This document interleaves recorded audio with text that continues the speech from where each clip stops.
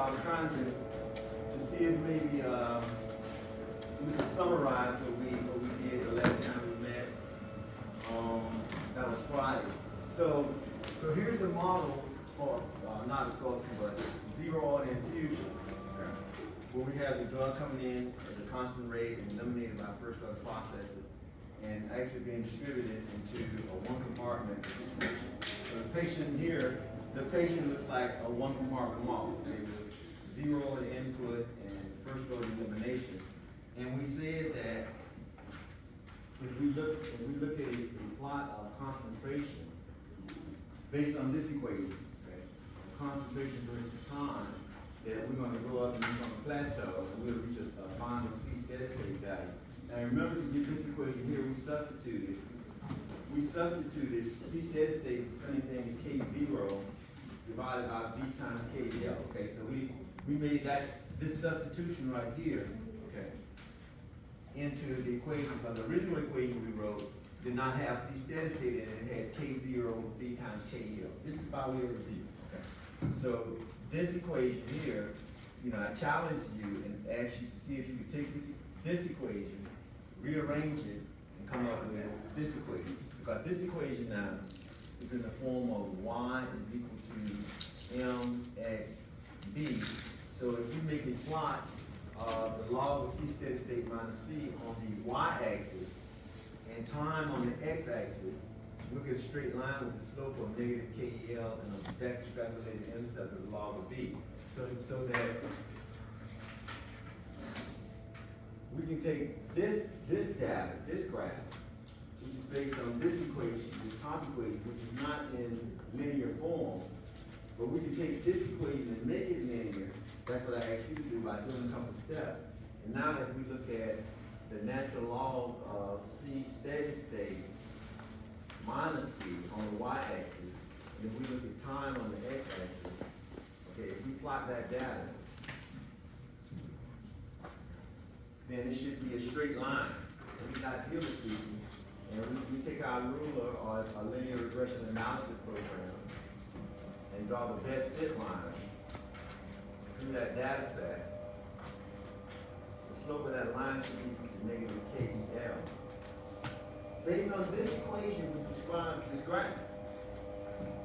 This our equation goes with this graph, and this back extrapolated intercept here should be the natural log of steady state. Now we do this on rectilinear paper, not rectilinear, but semi-log paper, just like a sigma minus plot, we would just be doing C steady state minus C. You would be taking the logarithm on semi-log paper, but if I do it on rectilinear paper, I'm going to convert C steady state minus C, I'm going to convert those back to logarithm and plot those. So the same thing that we did for A infinity to minus A, same type of plot versus time. Okay? So that's by way of review. And then we said that since we can get the half line by coming down, and I talked about coming down the half line, intercept value gives the graph, or we can get the half line equal to 0.693 divided by KEL. With KEL, we take the slope of this line. Okay? So we get it graphically or by the mathematical equation. So based on what we talked about on last Friday, you have to calculate KEL, you have to calculate the elimination half-life associated with this process right here. Since C steady state is equal to K0 divided by V times KEL, then we can calculate the volume of distribution. V, we said was equal to, let me see if I can get this in my head, K0 divided by C steady state times KL? Yes. So you already calculate the volume of distribution and put a little asterisk by it, so it won't look like a minus sign. Can we calculate clearance? Total clearance? Sure we can, because total clearance is just V times KL. So if we know V and KL, we can calculate the total clearance is equal to V times KL. Okay. And it's also, total clearance is also equal to, how else can I express total clearance based on this equation right here? Okay, what about CSS? K0 is C steady state, total clearance also, right? So that's the same thing as K0 over C steady state. So by taking that infusion data, okay, and putting it in this form, this is one way to do it. This is where we're gonna focus on. We can calculate these various pharmacokinetic parameters. Questions? So we're going to talk a little bit more about your laboratory assignment, but in that problem that you need to graph, it's two sets of data. They have an IV bolus dose, they have some infusion data in your laboratory assignment, whatever. So you need to graph both of those data sets. So you should have at least two graphs. And I think that was the second problem. That was what it was, but it's IV infusion data and it's some bolus, IV bolus stuff. Yes. Am I supposed to be on the same graph with them? You can put them on the same graph, that's okay. But I'm gonna show you, today I'm gonna show you what they're getting at by giving you those two sets of data. This is part of what they're getting right here. Even though I don't know if they discussed this particular technique in the textbook or not, it's a useful technique. And keep in mind, I said this earlier, last week, in order to do this type of plot, we already have to know C steady state. In other words, we can't subtract these various concentrations along this graph here. We can't subtract them from C steady state unless we already know C steady state value. But it just so happens that from a mathematical treatment, that back extrapolated intercept is the same as C steady state. But in order to do the plot in the first place, we must have already known C steady state. Does that make sense? Just like with our AU infinity minus AU. Remember the simulation we did in the laboratory? We couldn't do an AU infinity minus AU unless we already knew AU infinity, right? But we were still able to get AU infinity from the back extrapolated intercept. So that's all I'm saying here as well. So if we know C steady state is equal to K0 divided by V times KL, then we get KL from the slope of the line, we get half-life by coming down to half this intercept value going over to our line. Take the 0.693 divided by KL is also the half-life. Quantum distribution, rearranging this equation right here. Okay. And the clearance total, if we know V and we know KL, we can calculate the clearance. Or if we know the infusion rate and the C steady state value, we can calculate the clearance. So by way of review, questions? That's pretty much what we covered the last time out. Now, again, we're doing all of this not just because we like doing pharmacokinetics. By knowing KEL, half-life, volume, distribution, and clearance, if we need to, we can adjust the dose and calculate the dose in the patient that we need to reach a different steady state or whatever. So that's true for all the models we talked about. We're not calculating clearances and volume and half-lives just for the fun of it. It's so that we can better treat the patient. Because the infusion rate that we start out with to treat the patient might not be the ideal infusion rate. It might not give us the C6 state that we actually want. But we had to get some medication in the patient. Let's say it was an asthmatic patient treating with diophanine. We don't got time to do no pharmacokinetic study, but we got to get some drug in that patient. So we start that patient out at a certain infusion rate, a certain K0 value that's hopefully going to alleviate that asthma attack. But it might not be the ideal infusion rate to get us to the desired steady state that we want. So we might have to adjust the dose. We might have to adjust the infusion rate. The C steady state that we end up with might be too high, or it might be too low. So by having, these types of parameters, we can adjust the dose, the infusion rate, so we can get that C steady state pretty much what we want to do. Remember we said that steady state, we just want that to be a concentration within the therapeutic range of the drug. So in kinetics, we talk about steady states, but I want you to think about C steady state in terms of therapeutic drug concentrations also. We okay? Question? Can you repeat that again as well? Repeat what? What you just said right now. I'm not going to repeat all that, John. You have a specific No, what I'm question? saying specifically you said the therapeutic cannot be the same as... I said this the other day, okay, that this concentration, the steady state, we want to be within the therapeutic range of the drug, okay? So the other day we said that's the minimum toxic concentration, that value down there, the minimum effective concentration. We want our steady state to be within that range. If the steady state comes out less than minimum effective concentration, it'll be a steady state, but it ain't gonna be helping the patient. If it comes out more than higher than the minimum toxic concentration, it's gonna be in the toxic range, That ain't gonna be good either. That ain't what? Okay. So,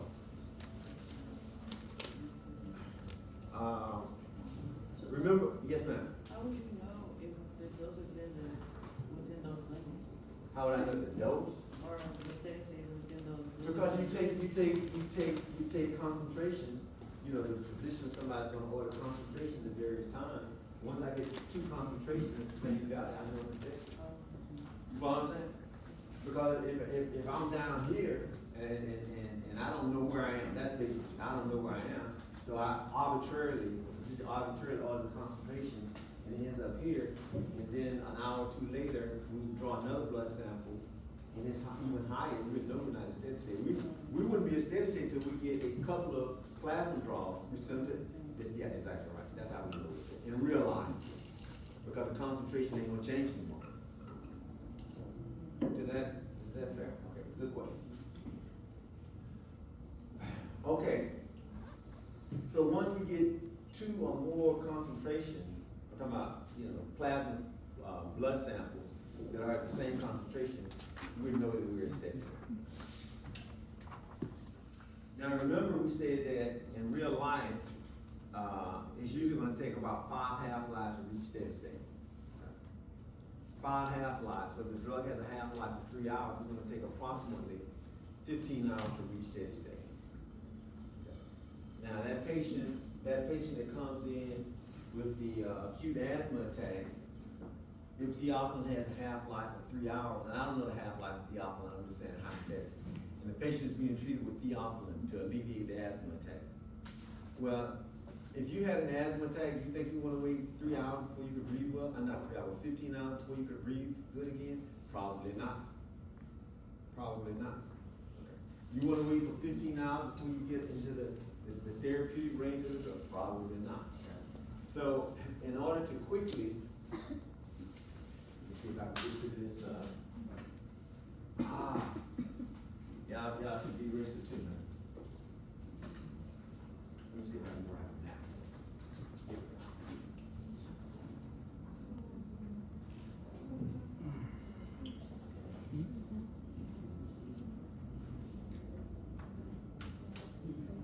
I just was right now because I wasn't there last Friday. So then compare it to the learning objective discuss the learning question.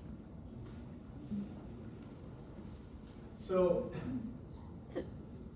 if we want to quickly get to steady state or quickly get within the therapeutic range, you know, we don't want to wait for 5 half-lives.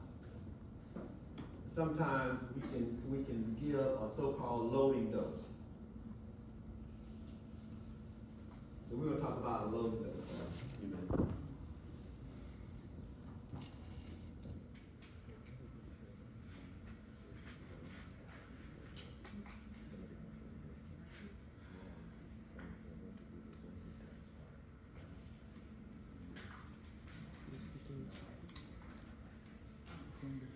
Loading dose. So again, the idea behind a loading dose, is to quickly get us to steady state. Okay. In theory, it would immediately put us in steady state, but in actuality, it's not going to be like instantaneous. But instead of having to wait for 5 half-lives, we'll get to steady state fairly quickly. You know, in theory, we'll get to steady state immediately after the loading dose. Okay. The loading dose for this model is simply going to be an IV bolus dose. It's going to be an IV bolus dose, but it's not just going to be any IV bolus dose. Okay. So the loading dose, okay, I'm just abbreviating LD. The loading dose is equal to K0 divided by KEL.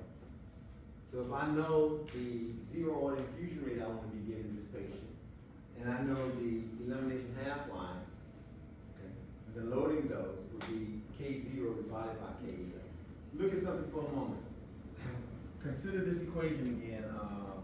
C steady state is equal to K0 divided by V times KEL. Can you see that in this model, that the amount of drug in the body, in terms of this equation, you see this thing.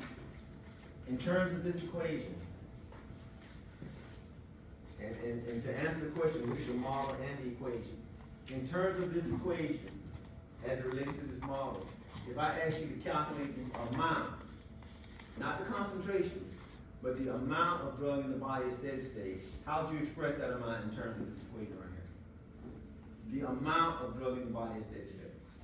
Because if you got a steady state concentration, you got a steady state amount of drug in the certain.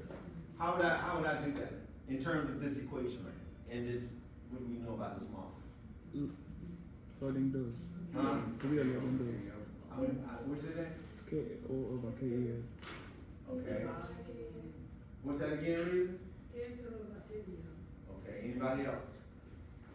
Okay, yeah, everything we learn is still true. The amount is still concentration times volume. So if I want the amount of drug in the body at steady state, I'm just gonna call it ASS. I'm gonna make sure I put the two S's in parentheses so y'all don't say, well, Dr. Phil has really lost his mind. Now he's calling us an, okay. This is amount of drug in the body at steady state, okay, is equal to V times C steady state, which is the same thing as K0 over KEL. So the reason I'm showing you this, because I said that's the same thing as the loading dose. So the loading dose, see, loading dose is K0 over KEL also. So the loading dose is simply, this is gonna get IV dose, and it's gonna put the same amount of drug in the body that would already be there at steady state when I'm getting IV infusion. The thing is now, so the loading dose, all the stuff we learned about IV bolus dosing applies to the loading dose. But that amount of drug is gonna be this amount, K0 divided by KEL. The loading dose, since it's an IV bolus dose, it's gonna start decreasing immediately in the first order fashion. It's an IV bolus dose, okay? This K0 with KEL is just the amount of that dose, okay? So if the loading dose was equal to 500 milligrams, I would give an IV bolus dose of 500 milligrams. If the loading dose was equal to 100 milligrams, I would give an IV bolus dose of 100 milligrams. An IV bolus dose, that's not the same as the IV infusion. Okay? The infusion is going in over an extended period of time. The bolus dose goes in bang, an IV push immediately. Okay? So this is a loading dose, the idea of which is to quickly get us to steady state instead of us not having to wait for 5 half-lives. Are we together? Okay. K0 divided by KEL. So the way it works in real life is that if I want to reach steady state quickly, I give the loading dose. I give this amount of drug, K0 divided by KEL, and I immediately start the infusion as well. So I'm gonna give the loading dose and I'm gonna start the infusion at pretty much the same time. That's two things going on. The IV bolus loading dose governed by the model that looks like this. Let's just say loading dose instead of dose. So I got this going on, A equals C times B, and it's eliminated.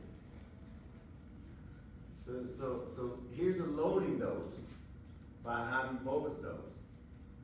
And I got the infusion that I'm gonna start at the same time. Are we together? Mm-hmm. So, in theory, what we would be seeing is from the IV infusion, if we're looking at concentration versus time, drug concentration and that patient's plasma is a function of time. From the IV infusion, we're gonna get this type of phenomenon occurring. Okay?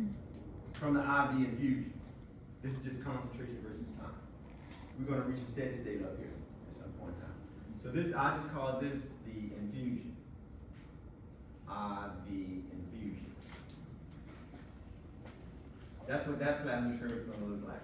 From the loading dose, and I'm just assuming, I'm just looking at this on regular thing in paper. Remember we said we could take this and do our C steady state minus C stuff. But if I'm just looking at my concentration time equation, that's not a linear equation, so the concentration versus time will go up and level off the C steady state at 5 half-lives. From the loading dose, the IV bolus loading dose, mind you, the plasma concentration time curve is gonna look like that. So that's I'm gonna say LD, the loading dose. Remember, we learned this the second week of classes, so that for first order elimination, is curvilinear. We make it look straight when we apply the logarithm of concentration versus time, or we do it on semi-log paper. But remember that exercise, one of the first exercises we did when we were trying to determine how do you know whether zero or the first order. When you apply the first order, it's curving. So I'm just assuming this is just on rectilinear paper. And if it's first order, according to this model right here, it wouldn't be a straight line, it would be curved. Okay? But if I plot the concentration, the logarithm of the concentration from the loading dose, of course I can make that curve look like a straight line. From the infusion, if I plot C steady state minus C, like I had up on the board earlier, I can make this data look like a straight line also, okay? I'm just showing it this way for a purpose. If I give that loading dose, that LG line, and I start the infusion at the same time, I got two processes going on in the body at the same time, right? Now, let's just say for the sake of discussion, let's just say this is theophylline again. Let's say right here, I'm gonna call this T1 right here. Let's say I draw a plasma concentration at T1. Hypothetically, that's sometime after the dose. Let's say I order, I'm the physician, or you're the physician. Let me let you be the physician. My days are over with. You're the physician, and you order a plasma draw, a blood stick at T1 to have it sent to the laboratory and analyzed for theophylline concentration. Are you following me so far? Mm-hmm. How many values of theophylline is that laboratory going to report? 2. Think about it. I'm seeing a multiple choice question on your next step. How many theophylline concentration am I going to report from that lab? From the laboratory analysis of the plasma theophylline concentration? It's just only going to be one. It's not, at that time, it's only going to be one, but it's only going to be one, it's the same drug. But that one concentration is going to be the sum of whatever this concentration was, or is, plus whatever this one is right up here. It's going to be the sum of those two concentrations.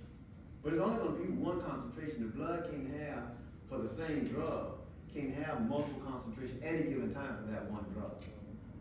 Does that make sense? Yes. That's important to what I want to show. So at all these other times, that same concept applies. So at T2, I'm gonna just put T2 over here. At T2, the concentration is gonna be that concentration plus this concentration up here. It's gonna be the sum of those two, okay? At T3, I'll put T3 over here.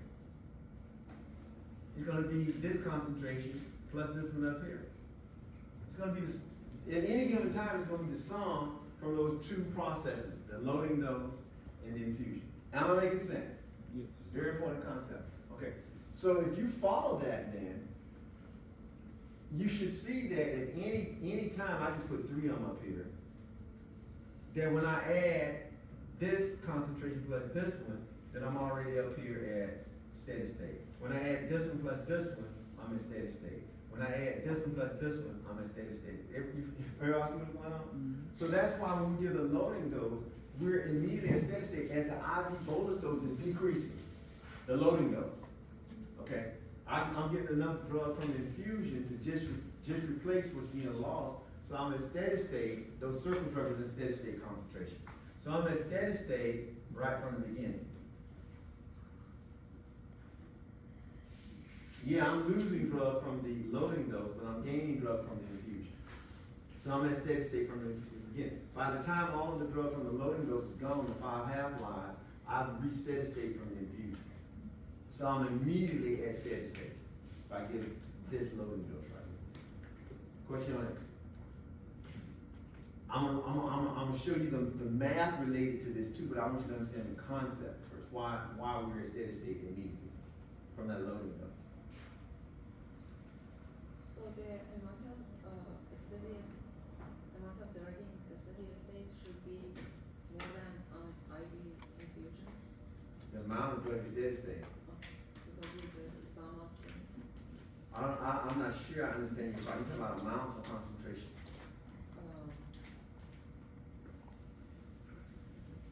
Concentration. Okay, I'm gonna say this again. We've already shown that the amount of drug in the body is K0 over KL. No, according to the graph. According to the graph, that value where those circles are, C steady state. the amount of drug would be C steady state times the volume of distribution. I'm just going with your question. The amount of drug in the body at steady state is still gonna be, C steady state times the volume of distribution. That same amount is what's introduced into the body as a loading dose. So it's more than loading dose and IV infusion. I'm not understanding your question at all. Yes, it is. I'm not understanding your question at all. The amount of drug from the loading dose is K0 over KEL. The amount of drug from the infusion is K0 over KEL. But I'm losing the drug from the loading dose. When I get a loading dose, it's not gonna stay at K0 over KEL. That's a loading dose. It's going down. But the amount that I initially put in the body from the loading dose was this amount.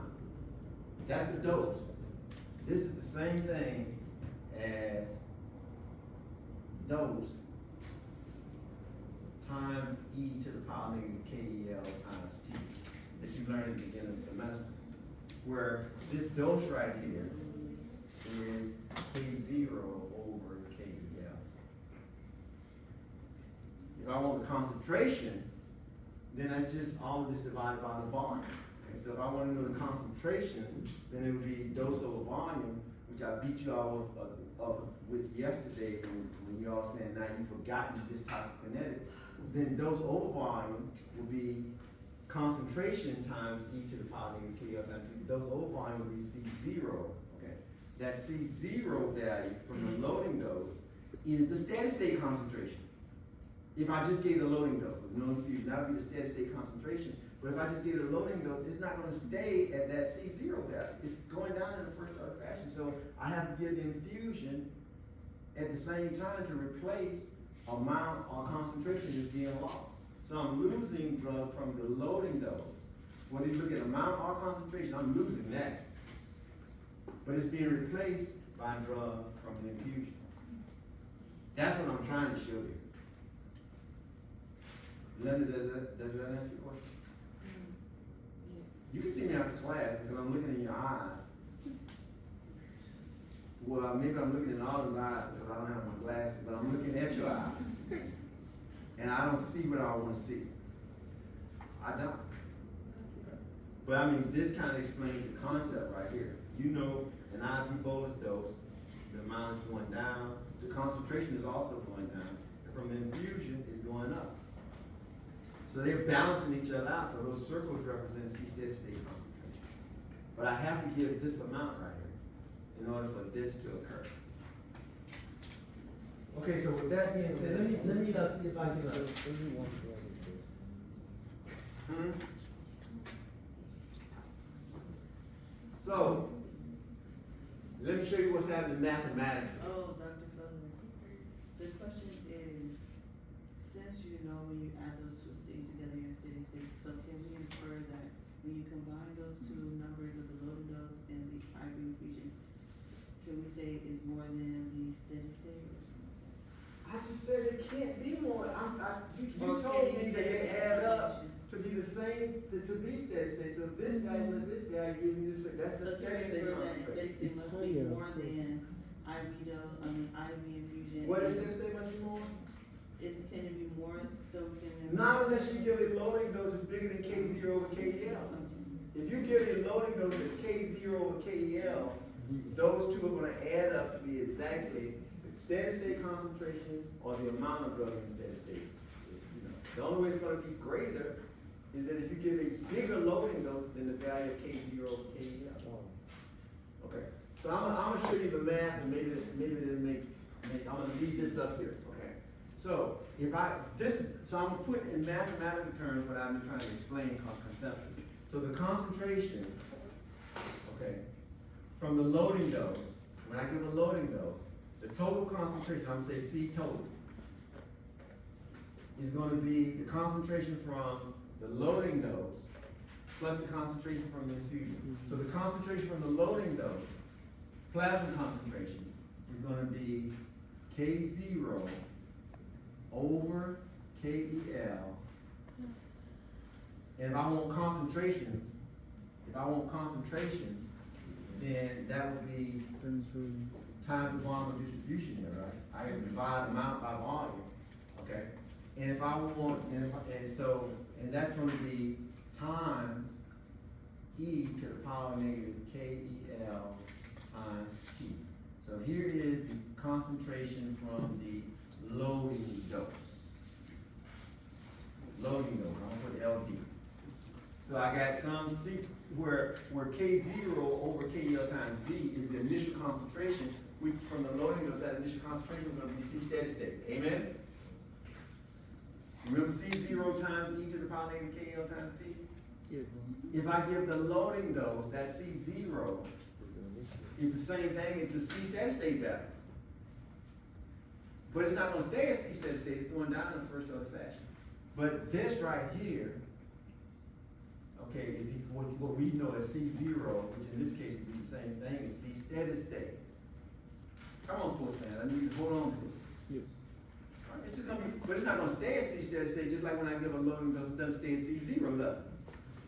This is just the initial concentration is C steady state. Maybe that's another way of saying it, okay? And then from the infusion, from the IV infusion, I'm gonna have K0 over KEL times V times 1 minus e to the power negative KEL times T. This is the equation that I had on the board today and on Friday. Okay? So this is the contribution from the IV infusion.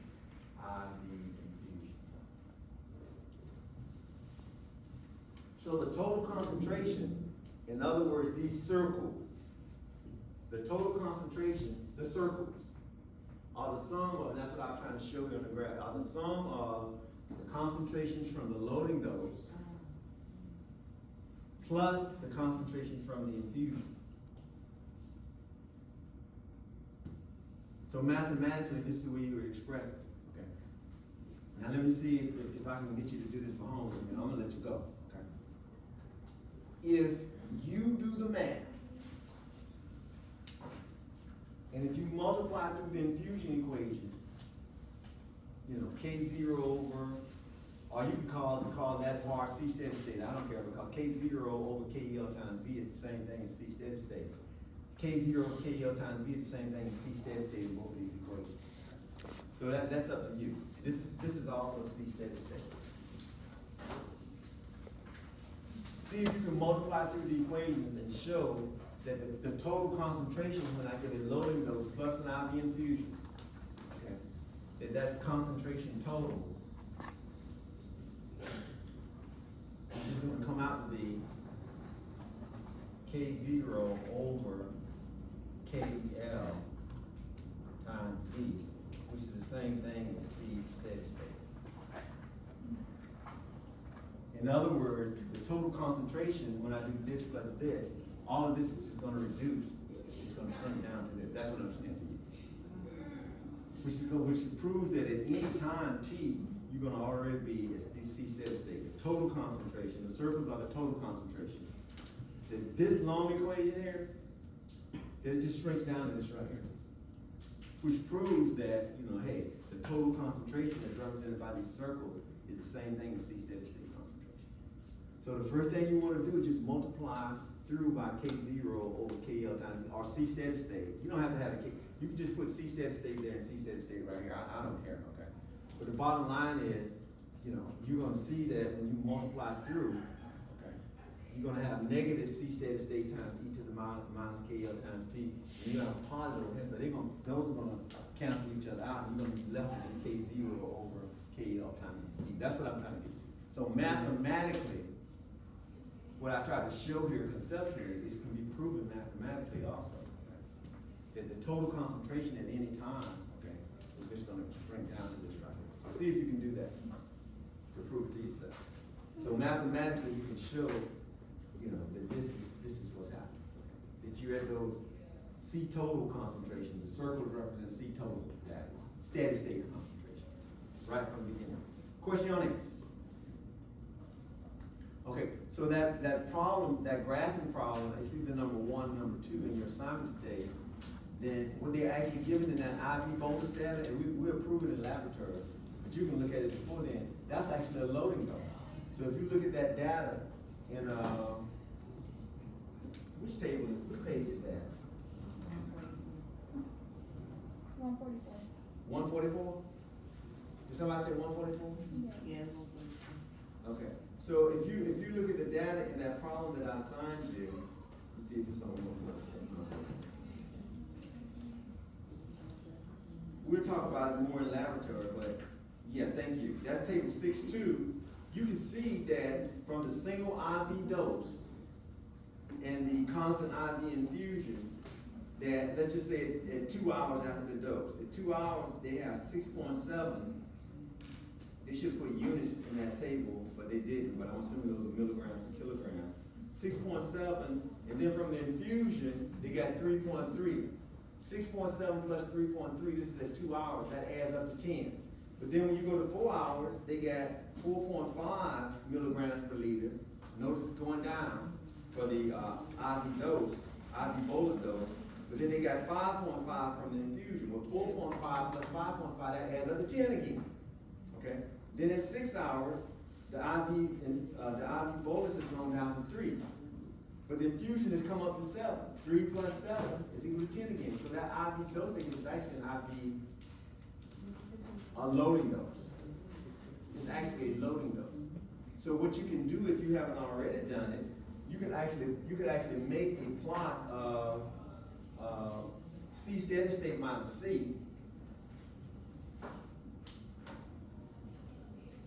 If you don't have the C steady state minus C plot, I ain't gonna beat you up, but you ought to have at least a graph of the IV data, the IV bolus data, and the infusion data. But you can do a C steady state minus C plot. That's a loading dose. So C steady state is gonna be 10 milligrams per liter. In the textbook, they're using 9.9. But you can see that those concentrations from the IV bolus dose and the infusion keep adding up to 10. So that's the cue right there that IV bolus dose is actually a loading dose. So you could do this type of plot, C steady state minus C on your semi-log paper versus time for that data set, and let C steady state equal 10 milligrams per liter. How do you come up with 10 milligrams per liter? I came up with that because you can see that those two columns keep adding up to 10. So you're at C steady state, so you could do that, and then that, that resulting graph would look like that, okay? So some of those questions they're asking you about the half-life and all that kind of stuff, you can get it from that graph of the data, okay? You can get it, maybe you can get the KDL value from the slope, or you can come down to half of this value. This value should hit at approximately 10 milligrams per liter. You could come down to 5 and go over to your graph and down, and that would be the half-life as well, okay? And then KEL would just be 0.693 divided by the half-life. So the things that we talked about today and on Friday, you could take that data set and that problem, that table 6.2, and you could make this type of graph from that data. And calculate half-life and volumes and that kind of stuff. Questions? That's all I have for right now. Any questions? Speak now.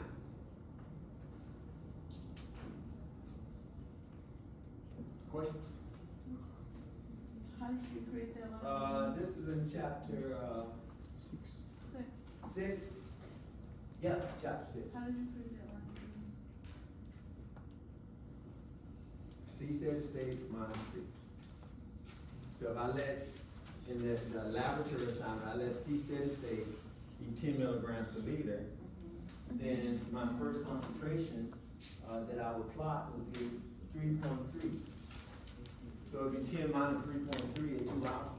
So subtract from the IV, No, you subtract it from steady state. Come on. so use 10. You subtract it from C steady state. I'm saying that we've established that C steady state is 10. So I gotta subtract each one of the infusion concentrations from 10. Okay. And plot it at those times. And that results in, That gives me a line that looks like that. and what is that line called, like representing? It's not called anything. I can use that to calculate pharmacokinetic parameters. I can use that line to calculate half-lives, KEL, volumes, distribution, clearances, or whatever. The line don't have a special name. When we did AU infinity minus AU, we said it was a sigma minus plot, but it's not called that for this plot. But we can still calculate all of those pharmacokinetic parameters we talked about. volume of distribution, clearances, KEL values, half-lives, from this type of graph. So we ain't doing this just for the fun of it, we're doing it because we need to know. We need to know all of these, if we're gonna adjust the patient's therapy, we need to know all of these parameters that's in this equation right here, V times KEL. The equation that describes that model right there is this. So if we wanna know the concentration at 3 hours after the dose, we got to know K0, V, and KEL, so we put through that, so we can estimate that. If we wanna know how long it takes to get to 5 milligrams per liter, then if C is equal to 5 milligrams per liter, we got to know the estimates for Ka, V, KEL, so I'm saying we can get that from treating, yeah, that's the idea. Any other questions?